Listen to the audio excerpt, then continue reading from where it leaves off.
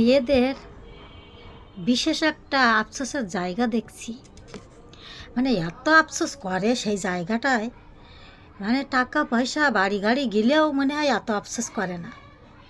সেই জায়গাটা কি বলুন তো? পরে আমি ভেবে দেখলাম এবং বাস্তব অভিজ্ঞতা থেকেও দেখলাম আসলে সত্যি এত আফসোস হয় রে ভাই বোনেরা, ভাইরা ভাইরা কি বলবো। সে মানে তাদের এমন অবস্থা হয়, না জানি কি রত্ন, কি দামি জিনিস হারিয়ে ফেলছে। সেটা কি বলুন তো? মাথার উকুন। এই মাথার উকুন একবার যদি মেয়েরা পাইছে, সেই উকুনটা যদি হাত থেকে কোনো রকমে ছাড়িয়ে যায়, তা সেই উকুনটার জন্য আফসোস করতে করতে মনে হয় 3 দিন ঘুম হয় না। এটাই বাস্তব কথা, সত্য।